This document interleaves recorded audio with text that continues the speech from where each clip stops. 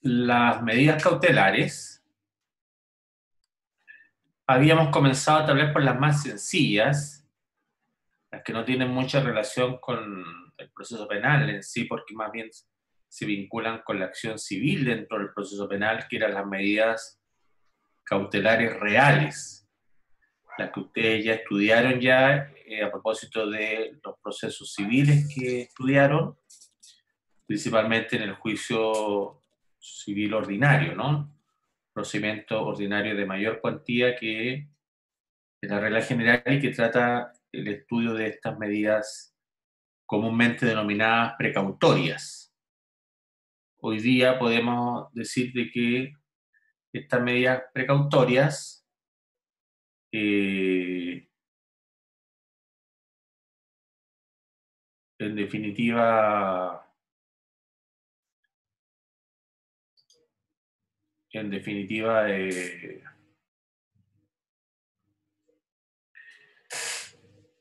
más bien reciben el nombre hoy día de medidas cautelares a grandes rasgos, ¿no? En términos más amplios, su conceptualización. Yo algo les había comentado ayer, esta imagen se me pasó ayer, pero creo que es conveniente que ustedes también la tengan dentro de su registro, en lo que es el fundamento de la medida cautelar. Yo le había dicho que precisamente era para asegurar el normal desarrollo, desenvolvimiento del proceso penal y sus fines, ¿no? Eh,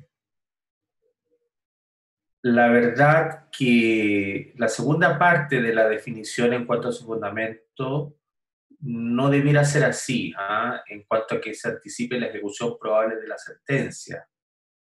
Eh, en definitiva, en muchos casos, lamentablemente, es así, se anticipa la ejecución probable de la sentencia.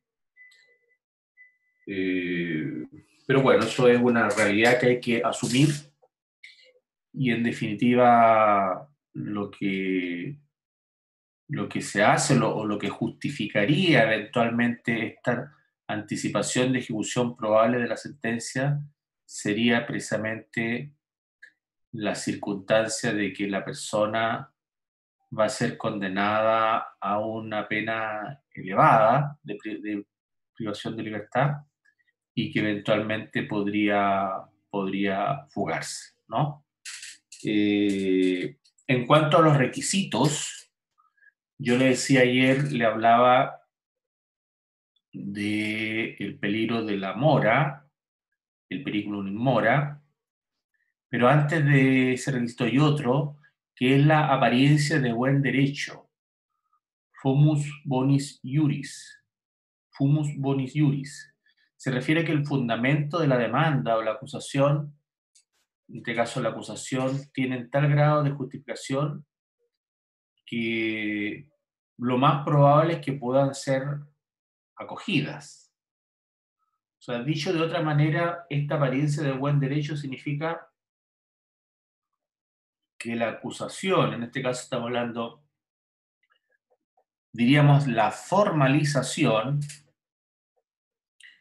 tiene ciertos elementos o ciertos componentes que de una u otra manera nos permiten entender de que se trata de una actuación seria, que no sabemos si va a llegar a una acusación propiamente tal, pero sí, si lo vemos desde el punto de vista de una medida cautelar más intensa, podría eventualmente justificar en el evento que existieran presunciones fundadas de participación y de la existencia de un hecho punible, ¿no? Y por otro lado, el peligro de la mora, o sea, en este caso, yo le decía ayer, el peligro de la fuga, precisamente anticipándonos a, a la circunstancia de que la persona, yo diría, no concurra al proceso penal, Y para evitar, para impedir esa no concurrencia al proceso penal, es que se hace muy justificada entonces la privación de libertad temporal y provisoria de una persona que se estima como inocente, ¿no es verdad? Pero que existen presunciones precisamente en su contra que en el fondo permiten establecer de que a lo menos podría intentar fugarse, ¿no? Eso yo diría que vendría siendo como la justificación más idónea de una medida cautelar de alta intensidad, como es en este caso la prisión preventiva. Siempre me estoy poniendo en el lado, el lado de la visión más extrema de la prisión preventiva, porque lejos es la medida cautelar que en definitiva más se estudia, ¿es cierto eso? Y que de una u otra manera también trae mayores, yo diría, debates, ¿no? En cuanto a su aplicabilidad dentro de un sistema acusatorio como el nuestro, hoy día. Luego veíamos ayer que existían una clasificación, vimos las medidas cautelares reales, y en esta clase vamos a tratar de eh, estudiar las medidas cautelares personales, excepto la prisión preventiva por ahora, porque la prisión preventiva por ahora, ojalá que mañana nos pueda acompañar el profesor Moya Cuadra, porque él quiere darle su visión con respecto a esta medida cautelar, yo diría una visión también un tanto dogmática, pero que es importante desde la mirada de un juez en este caso, que le toca conocer y fallar en segunda instancia estas prisiones preventivas, ¿no? Bueno, entonces vamos a ver ahora las medidas cautelares personales y vamos a comenzar. Yo les voy a pedir que por favor tengan su código procesal penal abierto, porque siempre los primeros artículos, sobre todo, nos dicen algunas cosas que nos ilustran más o menos de qué se tratan estas medidas cautelares, ¿no? Personales. Entonces, vamos a ir al título quinto del libro primero del Código Procesal Penal, que precisamente lleva por nombre medidas cautelares personales, párrafo primero, y habla de un principio general, el artículo 122, que tiene dos incisos. A alguien de ustedes le voy a pedir que por favor me lea el artículo 122. Acá vamos a tratar bastante geografía de código y yo diría bastantes reglas. Para estas materias sí tenemos que saber algunas reglas porque es la única manera también de poderlas entender, ¿ya? Y poderlas respetar, porque eso es lo otro. Yo para poder respetar una institución tengo que saber de que estoy subordinado a una regla, que en este caso es lo que el Código Procesal Penal mandata. ¿Quién me lee, por favor, el artículo 122? Yo, profe. Ya, Valentina, gracias. Artículo 122. Finalidad y alcance. Las medidas cautelares personales solo serán impuestas cuando fueran absolutamente indispensables para asegurar la realización de los fines del procedimiento y solo durarán mientras subsistiera la necesidad de su aplicación. Estas medidas serán siempre decretadas por medio de resolución judicial fundada. Ya. ¿Por qué quise que leyéramos este artículo? Porque a partir de este artículo yo puedo desprender los requisitos en generales de cualquier medida cautelar personal.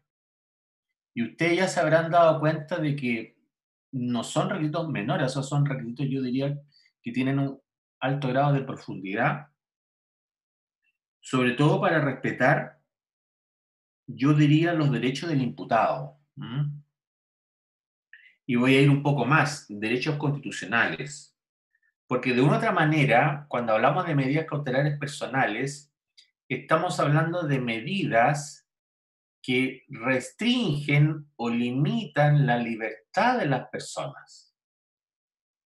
Entonces, cuando estamos hablando de medidas que restringen o limitan la libertad de las personas y entendiendo que la libertad es un derecho fundamental, entonces es necesario protegerlo y es necesario regular estas medidas que son totalmente intrusivas, ¿no es verdad? La primera idea en relación a las medidas cautelares personales, estoy hablando en general acá, ¿ah? Todas las que ustedes ven ahí en pantalla, la detención, la citación, la prisión preventiva y las otras del 155, todas ellas deben de cumplir con estos requisitos que están acá señalados en el artículo 122. Primero que todo, deben ser impuestas en la medida que sean estrictamente necesarias para los fines del procedimiento. Si ustedes me preguntan a mí, dentro de los fines del procedimiento, ¿cuál es el mayor de todos? Procedimiento, no pena, sino procedimiento, es asegurar la realización del proceso penal en sí, asegurar el desarrollo del proceso penal, asegurar, por un lado, también podríamos decir, o por otro lado, finalmente, asegurar el desarrollo del juicio oral propiamente tal. ¿Ya? Entonces, en definitiva, lo primero es entender de que esta medida cautelar tiene un sentido instrumental, no un sentido penal, sino que un sentido instrumental adjetivo, por decirlo así, ¿no es verdad? Solamente para asegurar los fines del procedimiento. Y dentro de los fines del procedimiento está precisamente que la persona, principalmente el imputado, comparezca a juicio. Eso es lo que nos interesa. El que responda de esa manera, la verdad que va a estar bien y no va a tener ningún problema. Dentro del sistema acusatorio, por cierto, ¿no? Porque no olvidemos también de que estamos trayendo a juicio o estamos obligando a que asista a juicio un inocente. Además,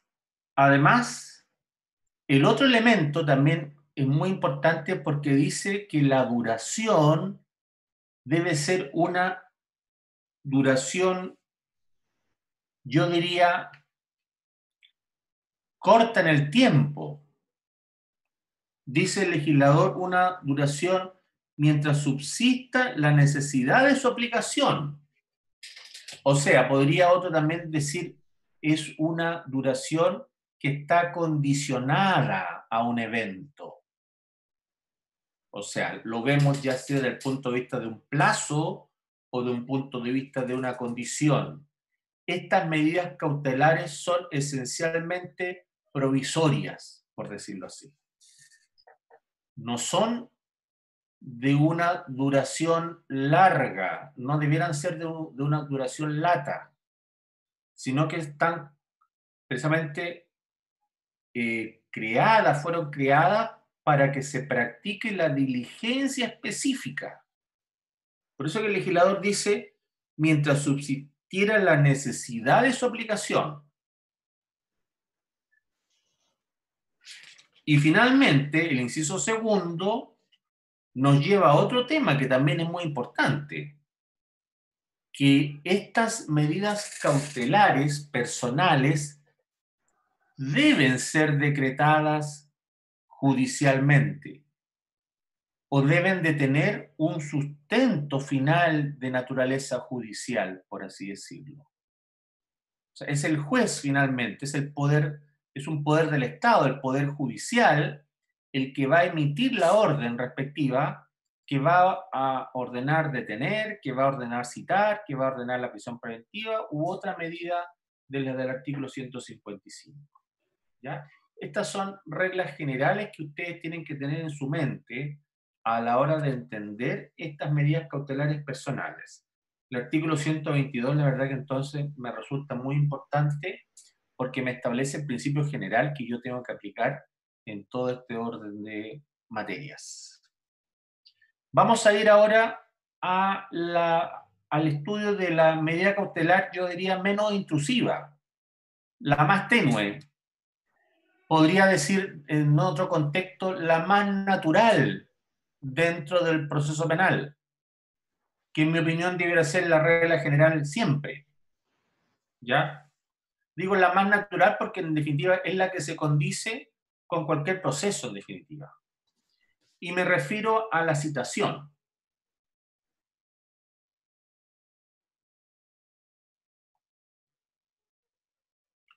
Como estoy viendo medidas cautelares, o estamos tratando medidas cautelares, y la estamos tratando a consecuencia de la formalización, como efecto de la formalización, me voy a centrar respecto siempre del imputado. No obstante que, por ejemplo, vamos a encontrarnos que pueden haber detenciones o pueden haber citaciones, de hecho las van a ver, sobre todo citaciones, respecto de otros intervinientes, como son los testigos, los peritos, por ejemplo, ¿no es verdad? Pero me voy a centrar específicamente en la figura del imputado, porque no olvidemos que estamos hablando de un efecto de la formalización eventualmente, ¿no? Ahora bien, la citación, en definitiva, no es otra cosa que aquella medida cautelar personal a través de la cual se le obliga al imputado a tener que comparecer a una audiencia judicial determinada, que podría ser entre varias audiencias, por ejemplo, la de juicio oral, que me atrevería a decir que es la más importante, ¿no? De hecho, es la más importante. Entonces, en definitiva, lo que hace la citación es, a través de una orden judicial, imponerle al imputado la necesidad que tiene de comparecer a ese juicio, porque precisamente existe una acusación en su contra y su presencia dentro de ese juicio es de la esencia. La citación, por regla general, va a proceder siempre, siempre, y acá lamentablemente digo hay una regla, y acá ya en el fondo lo que dije anteriormente respecto a que era como lo ideal que existiera solamente citación y no otras medidas cautelares, sí tengo que decirles que en definitiva la citación se aplica como regla general solo en aquellos casos en donde, y acá son cosas que a veces uno no comprende en cuanto a la regla, ¿no? Pero es así. La citación se aplica en todos aquellos casos en donde la pena aplicable al delito no sea precisamente de privación de libertad, sino que estemos en presencia de penas vinculadas con multas, por ejemplo. Ahí ustedes comprenderán entonces que las medidas cautelares de una u otra manera siempre están funcionando más que en relación con los fines del procedimiento, en relación con los fines de la pena. Y ahí, en mi entender, hay una distorsión. Alguno me podrá decir, profesor, que acá lo que necesitamos es asegurar a la sociedad. Sí, es cierto aquello, pero desde un punto de vista procesal, la verdad que no se justifica. Yo les voy a pedir a uno de ustedes que me lea primero el artículo 123. Y el 123 lo vamos a relacionar con otra disposición que no está acá dentro de este título quinto, sino que está dentro de los primeros artículos del Código Procesal Penal, pero que se aplica también bastante y yo quiero que ustedes también lo conozcan y en este caso sepan de su existencia y de lo que relata. Es un poquito largo el otro artículo, pero ambos creo que son importantes para poder comprender esta medida. ¿Quién me lee, por favor, el 123 y luego y luego el 33? Voy a necesitar voluntario acá, por favor, me gustaría que participaran, ¿ya? Yo lo leo, profe. Gracias. Artículo Bárbara. 123. Oportunidad de la citación judicial. Cuando fuere necesaria la presencia del imputado ante el tribunal, éste dispondrá su citación de acuerdo con lo previsto en el artículo 33. Esta es la regla general. Vuelvo a insistir, cuando sea necesaria la presencia del imputado al tribunal. Por eso se justifica la citación y se justifica, yo diría, todas las medidas cautelares, en definitiva, personales, ¿no, verdad? Bien, ¿y el 33 qué nos dice? Artículo 33. Citaciones judiciales. Cuando fuere necesario citar a alguna persona para llevar a cabo una actuación ante el tribunal, se le notificará la resolución que ordenare su comparecencia. Se hará saber a los citados el tribunal ante el cual debiera comparecer, su domicilio, la fecha y hora de la audiencia, la identificación del proceso de que se trate y el motivo de su comparecencia. Al mismo tiempo, se les advertirá que la no comparecencia injustificada dará lugar a que sean conducidos por medio de la fuerza pública, que quedarán obligados al pago de las costas que causaren y que pueden imponérseles sanciones. También se le deberá indicar que, en caso de impedimento, deberán comunicarlo y justificarlo ante el tribunal, con anterioridad a la fecha de la audiencia si fuera posible. El tribunal podrá ordenar que el imputado que no compareciere injustificadamente sea detenido o sometido a prisión preventiva hasta la realización de la actuación respectiva, tratándose de los testigos, peritos u otras personas cuya presencia se requiere, podrán ser arrestados hasta la realización de la actuación por un máximo de 24 horas e imponérseles además una multa hasta 15 unidades tributarias mensuales.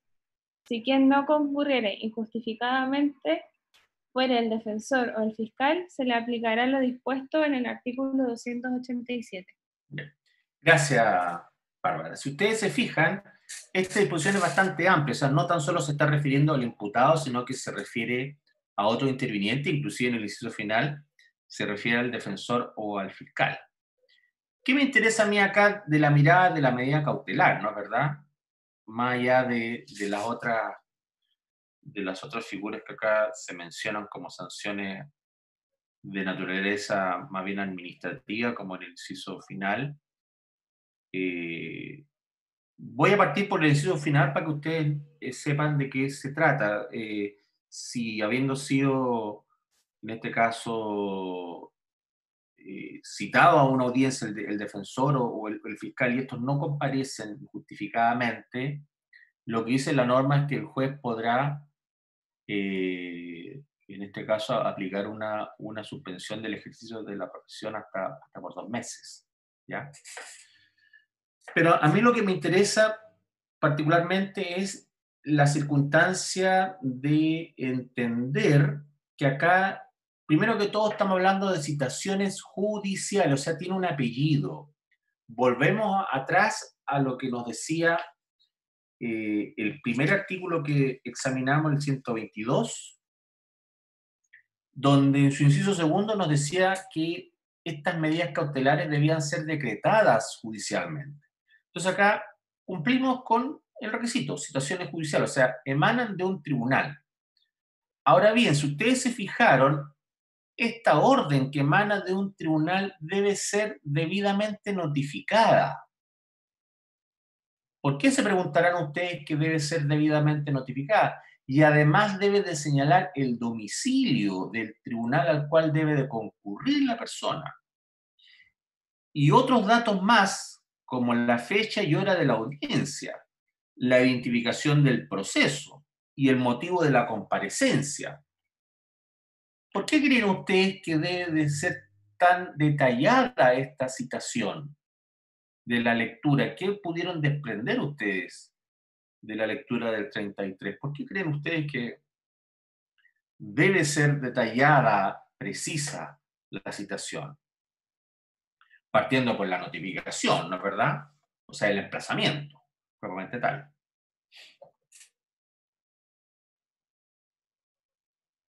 A quien más que se le ocurre, vean o lean bien el artículo, ahí se van a dar cuenta enseguida.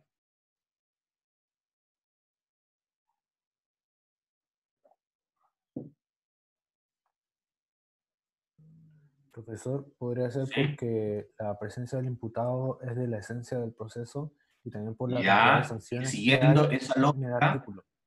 ¿Cómo? Y también por las sanciones que hay en el artículo, ya que la no Claro, comparecencia del imputado así acarrea es. muchas sanciones. Así es. Así es. Bien. Pablo, ¿no? Acá, en definitiva, lo que nos interesa es entender, como bien lo dice Pablo, que la presencia del imputado al procedimiento, al proceso penal, es de la esencia.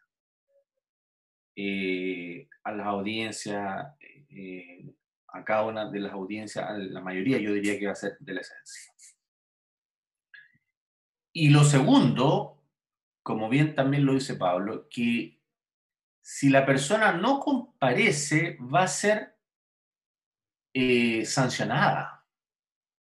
Por eso que la citación, ustedes se dan cuenta el día de mañana cuando los jueces de garantía inicialmente citan a los imputados, los aperciben, los citan bajo el apercibimiento de lo descrito en el artículo 33 del Código Procesal Penal. Y el apercibimiento del artículo 33 del Código Procesal Penal no es otro que si la persona no comparece, se le va a aplicar una medida cautelar de mayor entidad. Es eso en definitiva. ¿Y cuáles son las medidas cautelares de mayor entidad? La detención y la prisión preventiva. Entonces, si a una persona que se le está citando inicialmente para que obligadamente concurra, para que se le restrinja por un par de horas o por un par de minutos su libertad para tener que concurrir a esa audiencia, si esa persona no concurre a esa audiencia de manera injustificada, se le podrá aplicar, por ejemplo, una medida cautelar de mayor entidad como sería la detención. O sea, ya usted no concurrió, entonces yo lo tengo que detener y tal vez el tiempo que usted va a estar privado de libertad ya va a ser mayor al de las simples citaciones, en donde usted no estaba privado de libertad, solamente se le había restringido su libertad eventualmente porque tenía que comparecer a esa audiencia, ¿no es verdad? Entonces, como existe este apercibimiento y estas sanciones, es que efectivamente la persona tiene que estar correctamente informada, yo diría, del contenido de esta citación, ¿no? Del porqué, del motivo, entre otras cosas, de esta citación también, porque en definitiva dice relación, no olvidemos también, con un inocente. Y alguien que finalmente, por favor, me lea el 124, solamente para los efectos que ustedes se den cuenta que de una u otra manera está vinculado con los fines de la pena.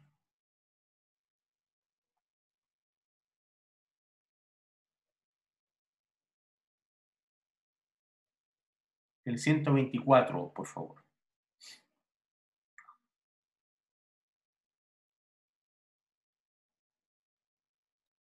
Yo se lo leo, profe. Ya, Exclusión de otras medidas. Cuando la imputación se refiere a faltas o delitos que la ley no sancionare con penas privativas ni restrictivas de libertad, no se podrán ordenar medidas cautelares que recaigan sobre la libertad del imputado, con excepción de la citación. Lo dispuesto en el inciso anterior no tendrá lugar en los casos a que se refiere el inciso cuarto del artículo 134, o cuando procediere el arresto por falta de comparecencia, la detención o la privación preventiva de acuerdo a lo dispuesto en el artículo 33. gracias.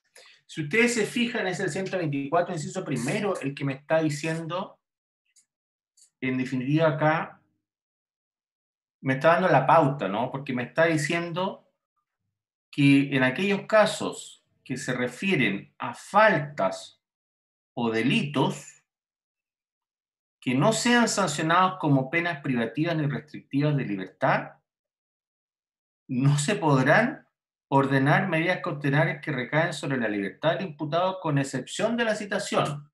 O sea, dicho de otra manera, la citación procede como regla general en aquellas imputaciones respecto de delitos que son faltas o que cuya pena no lleva aparejada una privación de libertad.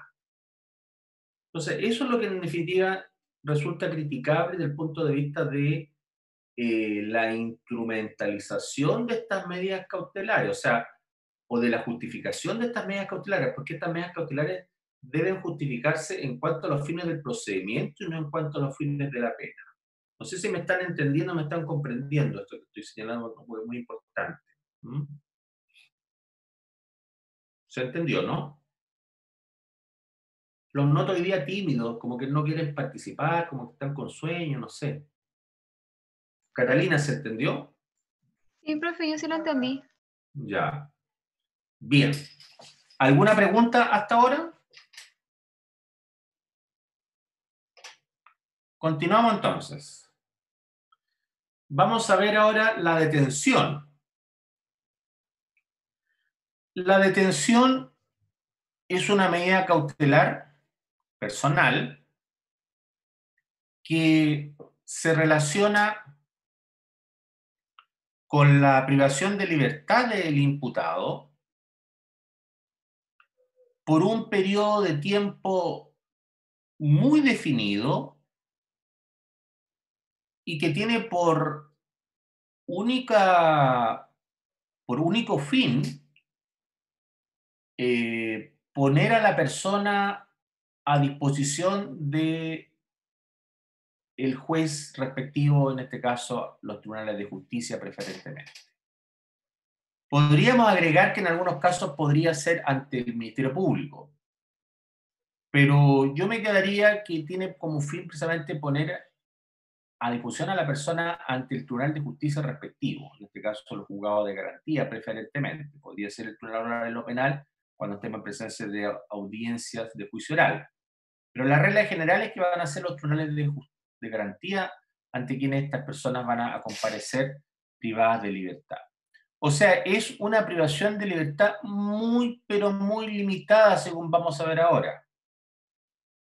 Y vuelvo a insistir, la finalidad que tiene es que esta persona sea conducida ante un tribunal porque resulta también necesario para la finalidad del proceso penal. No es porque la estemos castigando, no es porque la estemos sancionando, sino que probablemente esta persona, por ejemplo, fue sorprendida infraganti cometiendo un ilícito penal. O, por ejemplo, se ha negado reiteradas veces a concurrir al proceso penal.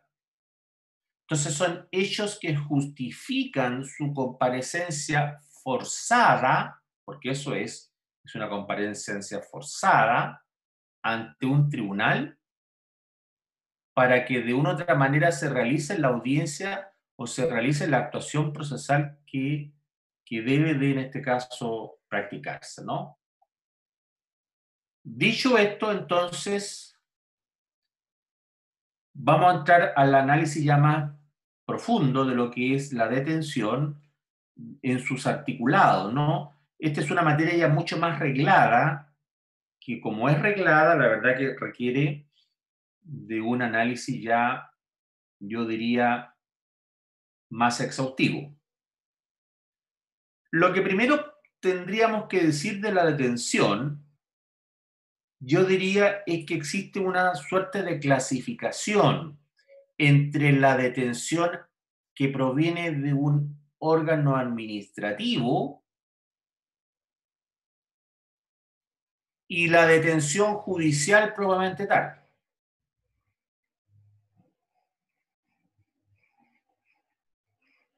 La detención que emana de un órgano administrativo o de un ente administrativo es la que hace referencia al artículo 125, que si bien establece ciertos requisitos, yo diría que son requisitos generales que también se aplican para las detenciones que emanan del juez propiamente tal. ¿Qué es lo que nos interesa a nosotros a partir del 125? Le voy a pedir a alguien que por favor lea el 125. Yo lo leo, profesor. Gracias.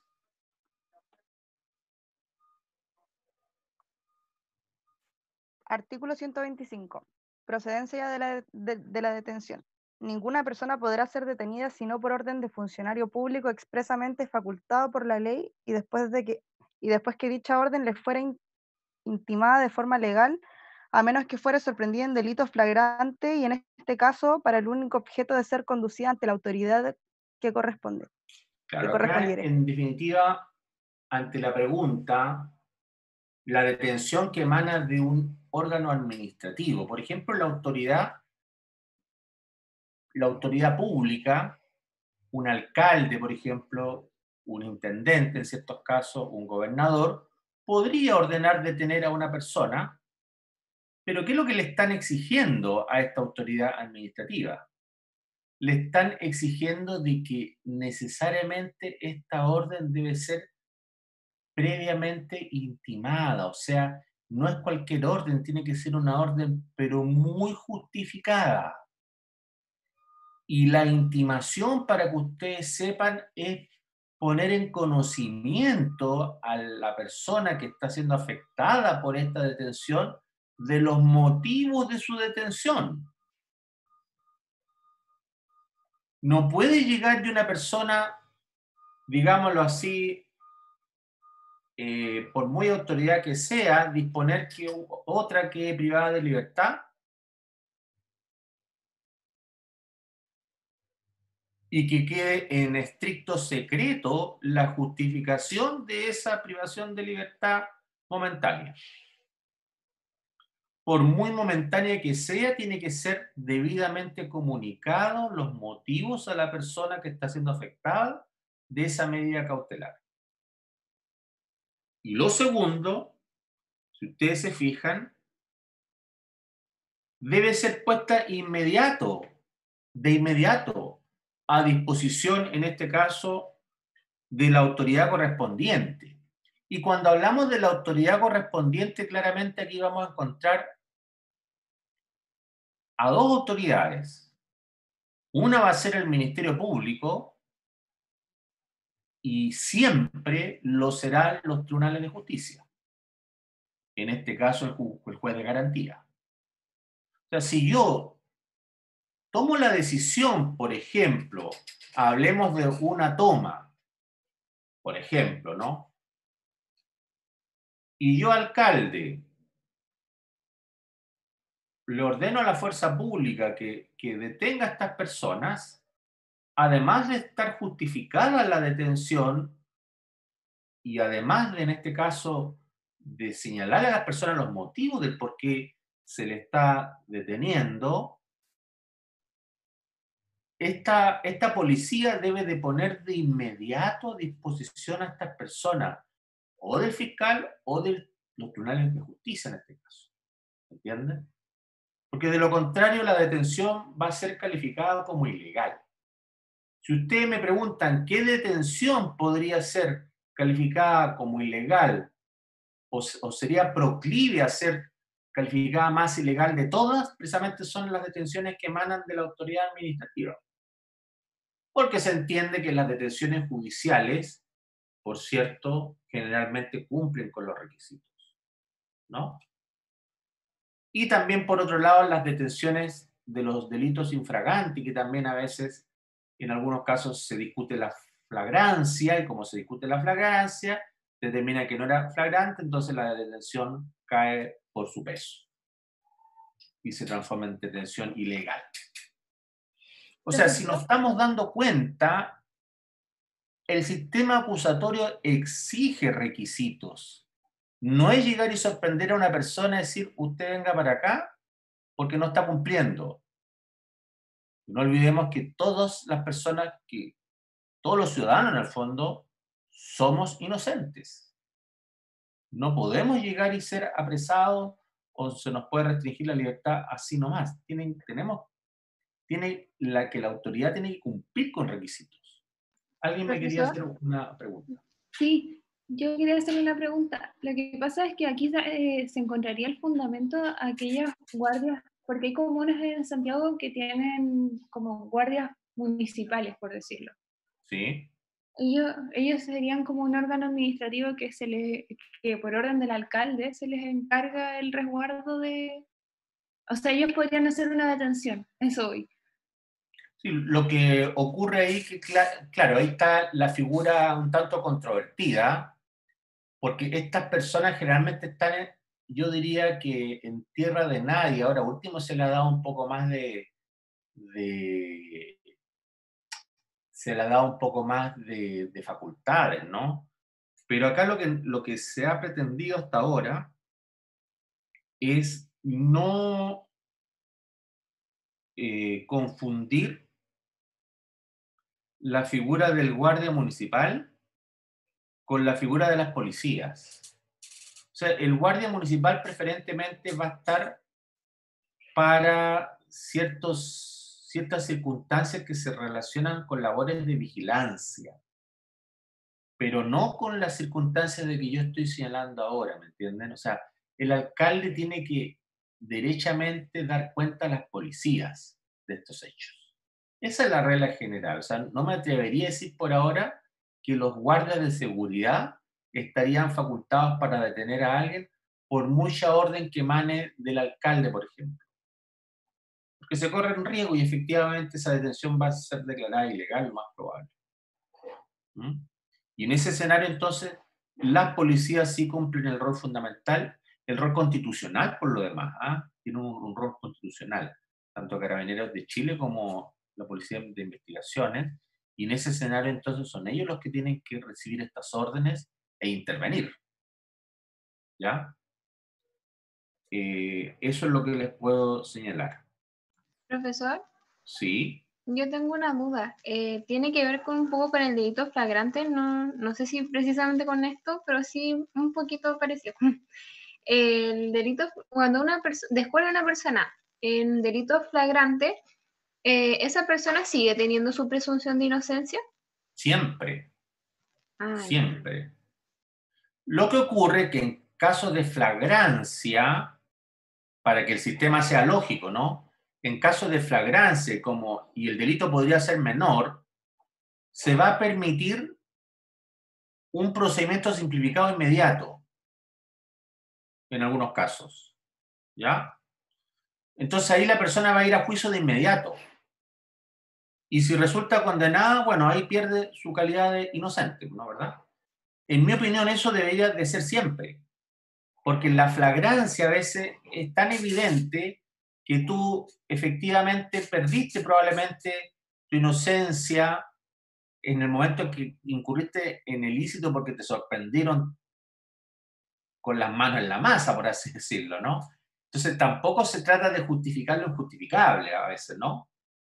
Y para esos casos, la verdad, cuando estamos hablando de cosas menores, sobre todo, es que merece que la persona sea de inmediato puesta a disposición del tribunal y que se realice el juicio simplificado de manera inmediata igual, ¿no es verdad? Obviamente la persona tendrá que tener su defensor, qué sé yo, pero para esos casos yo diría que es necesario que existan juicios rápidos, ¿no? Que no se dilaten Profesor, tanto en el tiempo, por así decirlo. Dígame. buenas tardes. Mire, habla Javier Mérida. Yo tengo una consulta respecto Sí. del mismo tema. La presunción de inocencia se mantiene, ya por ejemplo, en todos los casos, ¿no? Por ejemplo, o cambia si pilla cometiendo un delito flagrante un carabinero o si y en el a ver, no me estoy dando a entender bien. Con calma Se nomás. mantiene siempre la presunción de inocencia. Por ejemplo, si un delito flagrante lo descubre un carabinero y después un delito flagrante lo descubre un particular, ahora que está, no sé si de moda, por decirlo así, las detenciones ciudadanas. ¿Ya? ¿La persona será siempre inocente aun cuando lo descubra un carabinero? Sí, lo que ustedes tienen que entender es que dentro del sistema acusatorio, el carabinero es una autoridad. A ver, dentro del sistema acusatorio, el carabinero, si bien es cierto, es una autoridad el carabinero, dentro del orden público, por así decirlo, es una autoridad. Dentro del sistema acusatorio, el carabinero no es una autoridad, sino que el carabinero es un testigo, es un medio de prueba. ¿Me captan? Entonces el carabinero, al igual que el particular, el ciudadano cualquiera, el día de mañana, si detuvo a alguien y vio algo, tendrá que concurrir y señalarle al tribunal lo que vio, lo que observó. ¿Me captan? O sea, el carabinero es una autoridad dentro del orden público, pero no es una autoridad dentro del sistema acusatorio. Eso que quiero que también les quede muy claro. Las policías dentro del sistema acusatorio son colaboradores del Ministerio Público, pero no son autoridades. ¿Me captan? Colaboran al ente persecutor, pero no son autoridades dentro del sistema acusatorio, sino que en este caso se utilizan generalmente o participan, mejor dicho, yo diría, si lo vamos a enfocar desde el punto de vista del juicio oral, van a participar como testigos. ¿Ya? Profe, Sí. yo tengo otra duda, que dijo que la regla general es que se lleve a la persona detenida ante el tribunal correspondiente, ante el juez correspondiente, y en algunos casos ante el Ministerio Público. ¿En qué casos se lleva ante el Ministerio Público? Por ejemplo, estamos hablando de un manejo en estado de ebriedad, donde la persona es detenida, un manejo en estado de ebriedad simple. La persona es detenida, se le hace la alcoholemia, tiene alcoholemia, y lo primero que hace Carabineros en la posta es comunicarle al fiscal de turno. Y el fiscal de turno va a ordenar la detención o no de la persona. Ese es un ejemplo que le estoy dando que ocurre en la realidad. Ahora, si el fiscal de turno ordena la detención de la persona, va a haber un plazo a su vez para ese fiscal para que ponga de inmediato o en el menor plazo posible a disposición de los tribunales de justicia para controlar esa detención. Y a su vez al Ministerio Público le va a correr un plazo o va a tener una carga procesal que es la de formalizar a la persona. ¿Me captan? Cuando comparezca a la audiencia con el detenido, si quiere que la persona continúe, por ejemplo, privada de libertad, va a tener que formalizar y va a tener que solicitar que se reemplace la detención por la prisión preventiva, por ejemplo. ¿Me entienden? Ahora, lo que ocurre comúnmente con los delitos de manejo en estado de ebriedad simples, si la persona quedó detenida, va a concurrir al día siguiente, lo va a llevar probablemente Carabineros de Chile, lo va a poner a disposición de Gendarmería en el tribunal, Gendarmería lo llevará al tribunal de garantía, en este caso, y Fiscalía, en muchos casos no formaliza, la persona queda libre y citada a nuevas diligencias. O tiene que fijar domicilio generalmente. Es la única carga que se le indica a la persona y queda en libertad. ¿Entienden? Ya cuando son hechos más graves, por ejemplo, manejo en estado de ebriedad con resultado de muerte, ahí ya la cosa cambia y el Ministerio Público probablemente o va a solicitar ampliación de detención para poder formalizar, o va a formalizar en el momento y ahí podría pedir inclusive prisión preventiva. Hoy día. ¿Ya? No sé si le queda claro un poco la figura. Sí, profe, gracias. Bien. Vamos a analizar la otra detención que yo diría que es la detención más común, ¿eh? Que es la detención judicial, que está en el artículo 127. ¿Quién me lee, por favor, el 127? Yo, profe, yo lo leo. Gracias. Ya, artículo 127. Detención judicial. Salvo en los casos contemplados en el artículo 124, el tribunal, a solicitud del Ministerio Público, podrá ordenar la detención del imputado para ser conducido a su presencia, sin previa citación, cuando de otra manera la comparecencia pudiera verse demorada o dificultada. Además, podrá decretarse la detención del imputado por un hecho al que la ley asigne una pena privativa de libertad de crimen, tratándose de hechos a los que la ley asigne las penas de crimen o simple delito. El juez podrá considerar como razón suficiente para ordenar la detención la circunstancia de que el imputado haya concurrido voluntariamente ante el fiscal o a la policía y reconocido voluntariamente su participación en ellos. También se decretará la detención del imputado cuya presencia en una audiencia judicial fuere condición de esta y que legalmente citado no compareciere sin causa justificada. La resolución que denegare la orden de detención será susceptible del recurso de apelación por el Ministerio Público. Gracias, Catalina, ¿no? Sí, de nada. Gracias, tía. Claro, acá la verdad que todos mis temores están acá reducidos o sistematizados en este artículo. O sea, si yo comparo el artículo 127 como era antes con el de ahora que acaba de leer su compañera, este artículo fue modificado en el año 2016 con la ley 20.951. O sea, ahí nos damos cuenta de cómo el legislador, o sea, nuestra sociedad, sigue teniendo una mentalidad inquisidora. Porque yo les digo a ustedes, se agregaron los incisos que son más yo diría, que alteran verdaderamente los fines del procedimiento.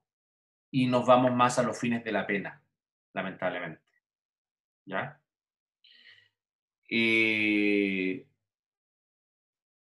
El artículo 127 hoy día lo que nos está diciendo a propósito de la detención judicial es que efectivamente el juez puede detener,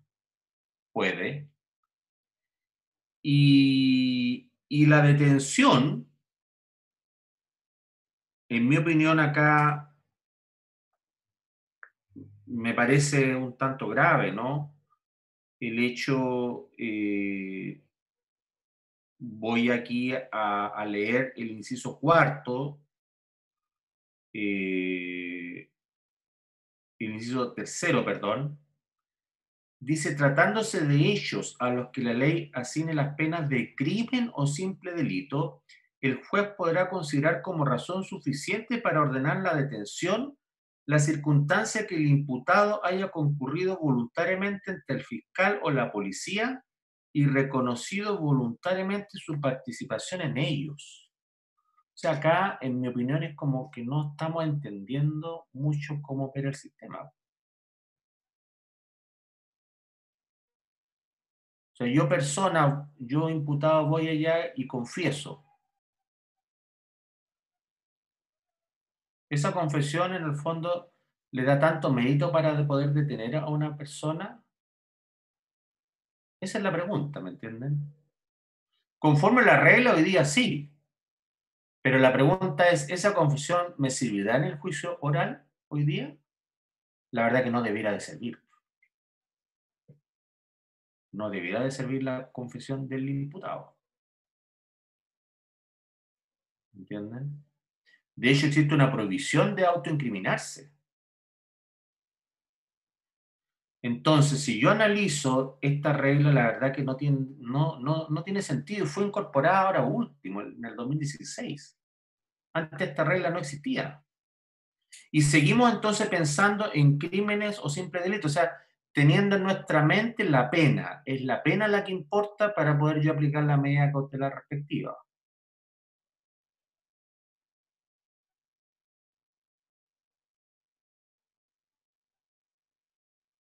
El inciso segundo, en igual sentido, por un hecho del que la ley asigne una pena privativa de libertad de crimen. O sea, detención de inmediato cuando se está investigando la pena privativa de libertad de crimen. Se está investigando un crimen, la detención procede de inmediato. Ahora, ojo que las medidas cautelares no se decretan de oficio, sí.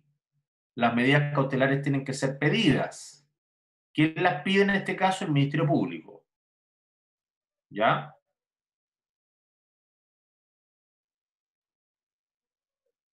Generalmente la detención, y en esto también tengo que ser con ustedes claro, esta medida cautelar, si bien es cierto es una medida cautelar personal, va a operar antes de la formalización.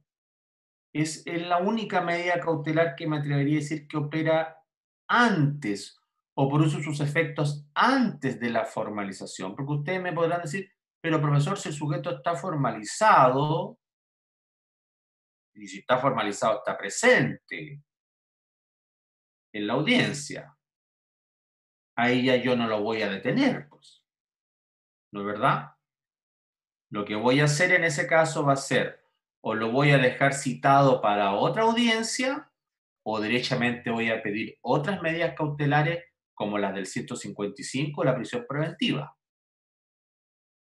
Pero no puedo solicitar la detención porque la detención derechamente no tiene ninguna justificación ya. Lo que ocurre es que la detención, a diferencia de las otras medidas cautelares, sí se genera o produce sus efectos antes de la formalización. Eso es bueno aclararlo, porque en el fondo ustedes ahí se podrían confundir, ¿no? Es más, muchas veces la detención me sirve como justificación para poder formalizar a una persona. Supongamos que estamos investigando un crimen. Vamos a ir a un crimen que se da mucho en esta región, que sería el tráfico de estupefacientes, donde la policía necesita sí o sí caerles a los imputados, sorprenderlos en este caso, sorprenderlos y en este caso privarlos momentáneamente de libertad. Y ahí van a requerir la orden judicial. El juez la decreta, la policía detiene a estas personas y ya acá el fiscal ya tiene la investigación hecha ya. La tiene completa ya. Y el fiscal lo que hace entonces, la persona es conducida al tribunal de garantía y el fiscal lo que hace es formalizar. Y luego que ha formalizado, va a pedir que la persona quede en prisión preventiva.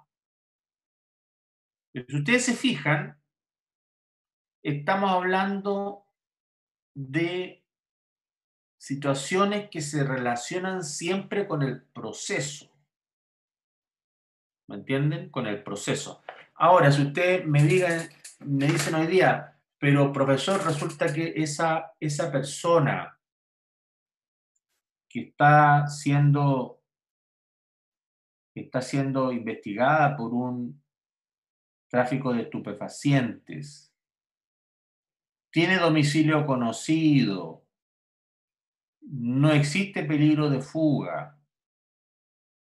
Eso la verdad que hoy día, lamentablemente, no es posible de demostrar o de convencer, digo yo, ¿no? ¿Verdad? ¿Y por qué digo lamentablemente? No es porque esté a favor del narcotráfico o de los narcotraficantes, sino que desde un punto de vista procesal sí me gustaría que se mantuviera siempre el peligro de fuga como única alternativa para poder privar de libertad a un sujeto.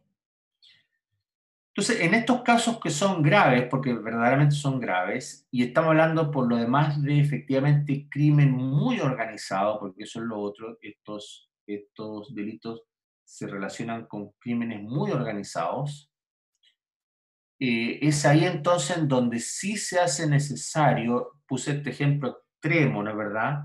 Para justificar un poco la regla, puse este ejemplo extremo, en donde efectivamente se hace necesario que la persona concurra al procedimiento y conjuntamente con ello que concurra al procedimiento, por cierto, y acá esta segunda parte no la comparto, si debo de señalarlo, se asegure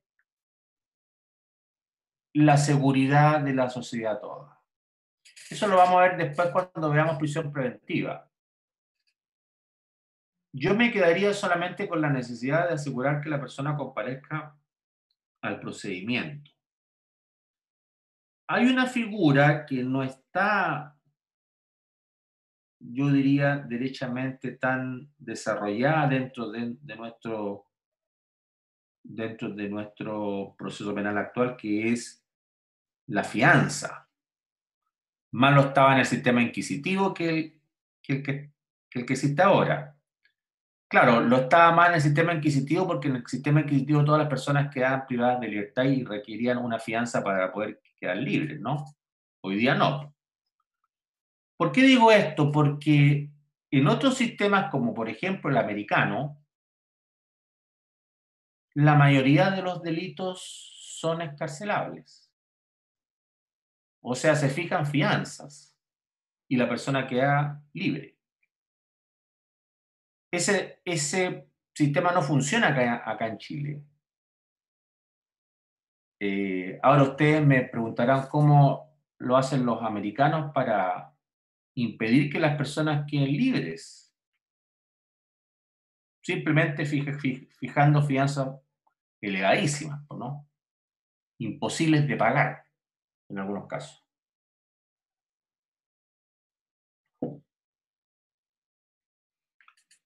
Yo sé que este es un tema bastante debatible. Acá hay mucha dogmática de por medio, y me atrevería a decir que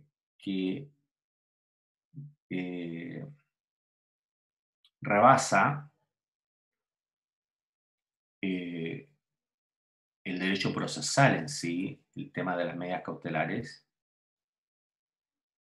Porque acá por otro lado, lo que se pretende es que la ciudadanía se sienta tranquila de que sus sistemas judiciales están funcionando. Entonces hoy día probablemente en ciudades grandes, más convulsionadas como Santiago, Concepción, Valparaíso, la criminalidad sea bastante alta y se requiera aplicar medidas cautelares más extremas, ¿no? Entre otros motivos por la reiteración. O sea, hay personas que reiteradas veces van cayendo en los mismos ilícitos y se hacen clientes del Poder Judicial en este caso, o del Ministerio Público. Entonces eso la verdad que tiene que también ser debidamente impedido, ¿no? Impedir que las personas sigan cometiendo ilícitos. O sea, ahí ya se requiere verdaderamente un castigo, ¿no? Un castigo. Ahora, ¿cuál sería el castigo, en mi opinión, ideal? Bueno, usted, señor, lo llevamos a juicio de inmediato, porque ya acá caído muchas veces ya, esta es tercera vez, vayamos a juicio de inmediato, apliquemos condena de inmediato y privémoslos de libertad de inmediato ya, pero bajo una condena. ¿Me captan? Una condena. Ese, en mi opinión, es el problema, o sea, dejar privado de libertad a una persona o imponerle una medida cautelar privativa de libertad cuando todavía no ha sido condenado. Pero me voy, si se fijan por naturaleza, me voy siempre a la prisión preventiva o a las medidas cautelares, en este caso, algunas del artículo 155, que son de mayor entidad. Uno por naturaleza se va hacia esas medidas, en circunstancias que todavía estamos tratando la detención.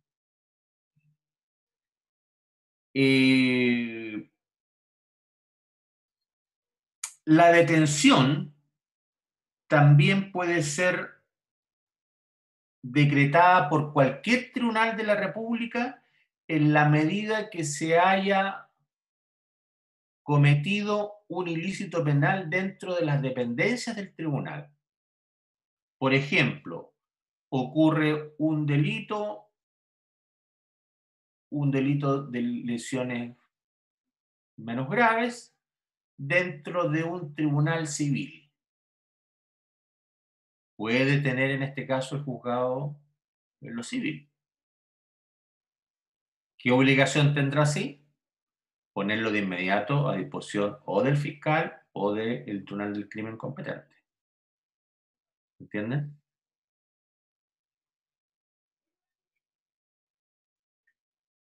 El siguiente caso se refiere a lo que ustedes inclusive habían preguntado ya, respecto a las detenciones en casos de flagrancia. Y acá la norma es clara porque dice que cualquier persona puede detener ante situaciones como la flagrancia.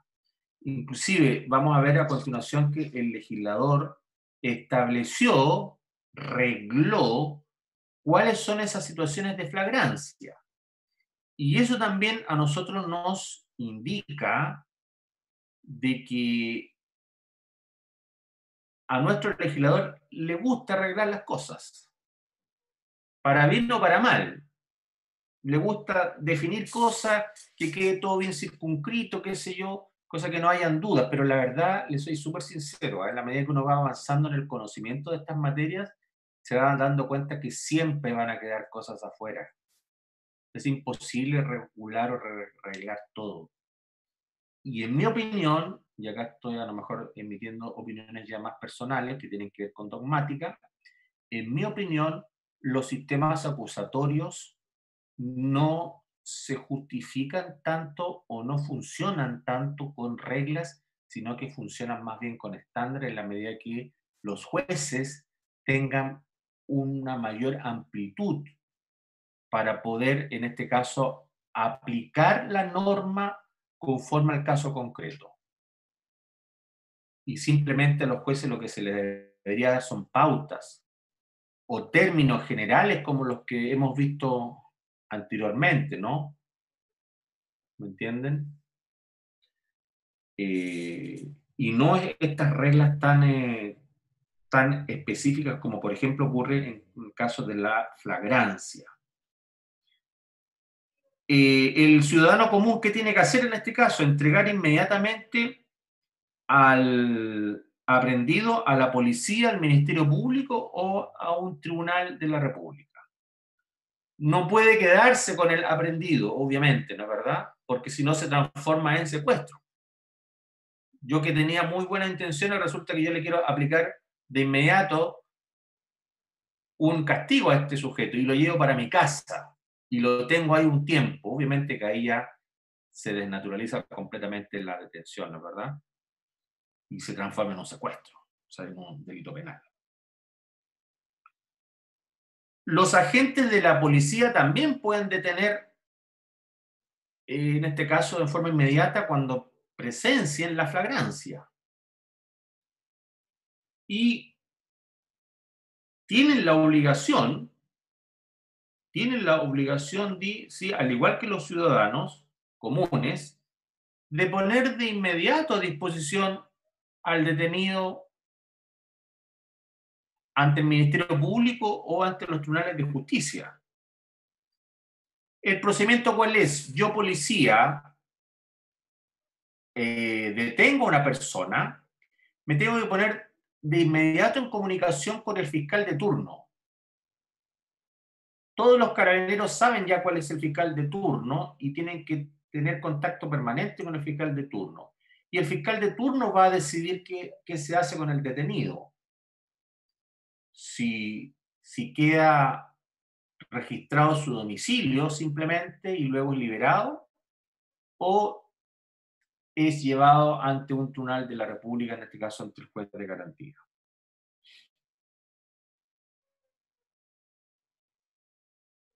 Le voy a pedir a alguien que por favor me lea el inciso final del 129.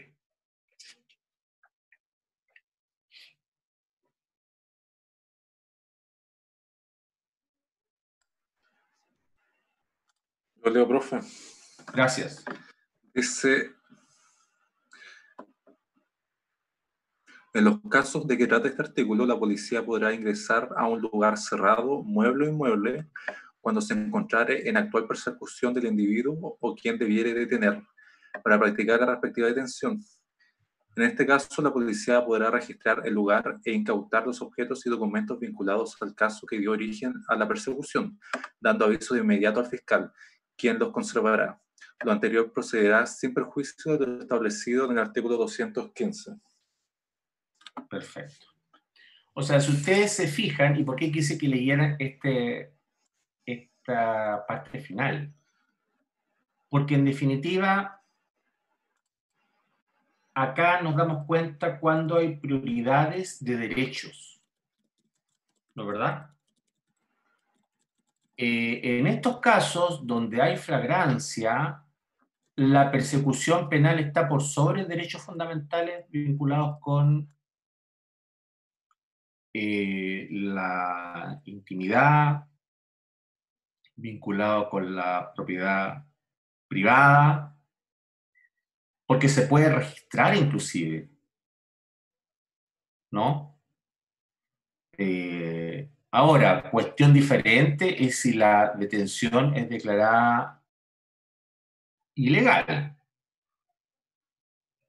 Ahí tendrá que soportar el agente apresor, en este caso la policía, tendrá que soportar la obligación o tendrá que ser responsable por el error en que incurrió, ¿no es verdad? Porque no es llegar tampoco a entrar a una casa y registrar y capturar bienes o a la persona, en este caso, del detenido, ¿no?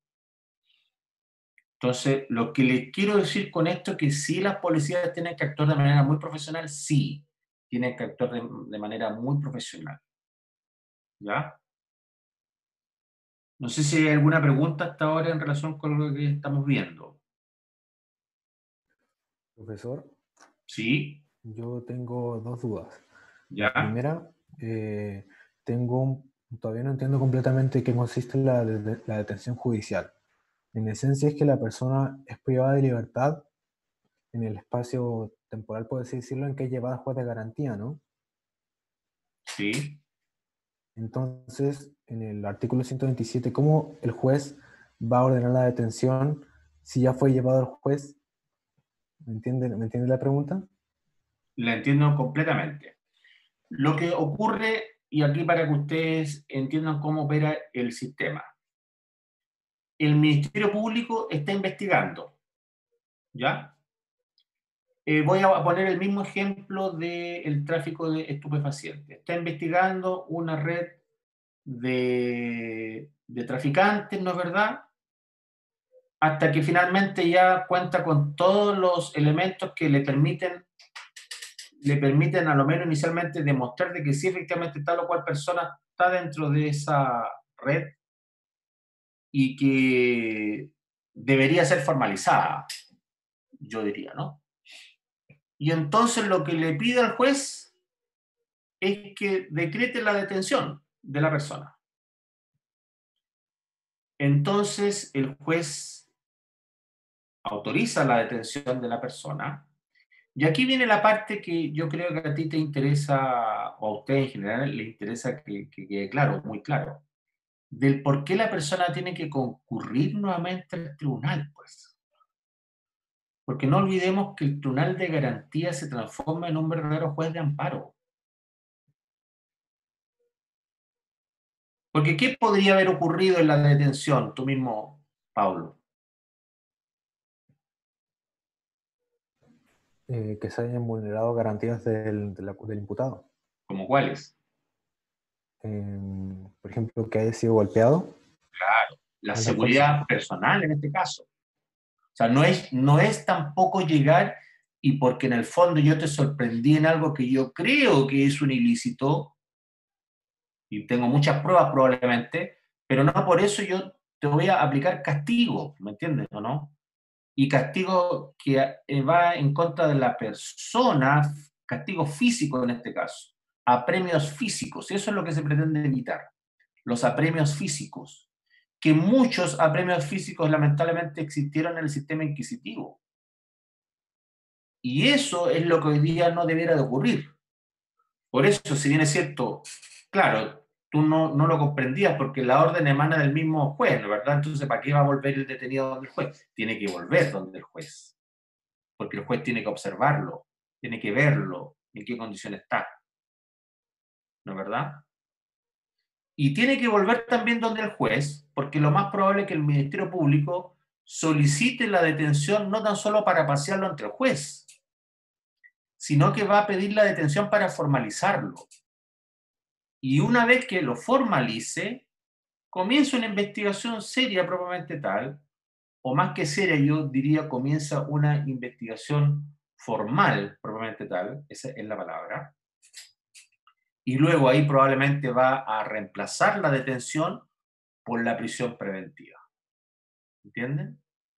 Es en ese caso que yo estoy poniendo como ejemplo en donde la detención realmente de una u otra manera eh, me atrevo a decir que se justifica y se comprende del por qué se le pone a disposición del juez de garantía al detenido, no obstante haber el propio juez emitido la orden, ¿no? No sé si te queda claro, Pablo. Sí, profe, sí me queda claro. ¿Y cuál era tu segunda duda? Me Sí, dijiste dos. el inciso final del artículo 127 habla de que ¿Ya? el recurso de apelación es propiamente el Ministerio Público en caso de que en caso de que se negare la orden de detención. ¿Por qué el imputado no podría deducir un recurso de apelación? ¿O por qué el legislador estipuló tipificarlo de esa manera? ¿No vulneraría el derecho a la defensa o a la igualdad de armas? A ver,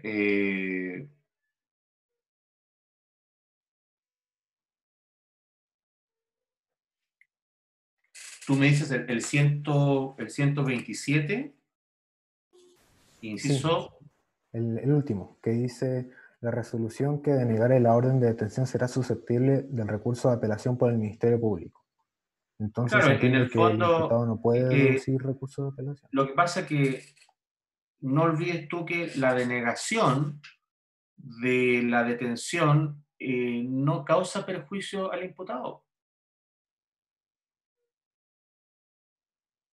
Se le está, se le está negando la detención al imputado, o sea, en el fondo no hay perjuicio. Y como no hay perjuicio, se justifica la apelación solamente respecto del Ministerio Público, porque el perjudicado es el Ministerio Público en este caso, como ente persecutor. O sea, acá Ah, ya. evidentemente es claro de que no hay perjuicio para el imputado, entonces, ¿de qué va a apelar el imputado si es más bien le beneficia, ¿no? Ya, vamos a quedar por hoy día hasta acá. Esta es una materia bastante reglada y yo prefiero verlo con código en mano en algunos casos, porque, claro, yo podría explicarles, hablarles de la detención, pero es necesario a veces entender de que acá tenemos que manejar códigos, ¿ah? Sobre todo por el tema de los requisitos, en algunos casos de los plazos, pero no sé si se ha ido entendiendo de que acá tienen que cumplirse requisitos. Yo le diría que acá básicamente ustedes tienen que saberse antes que todo el 122. Si se saben el 122 bien, vamos a estar casi con la mitad de la materia lista ya y bien sabida. Esto es que las medidas cautelares tienen que ser específicamente necesarias para los fines del procedimiento o son necesarias para los fines del procedimiento ¿Qué fines del procedimiento? Que la persona comparezca a juicio. Que ustedes me preguntan resumidamente. O a cualquier audiencia judicial. Segundo, que deben ser decretadas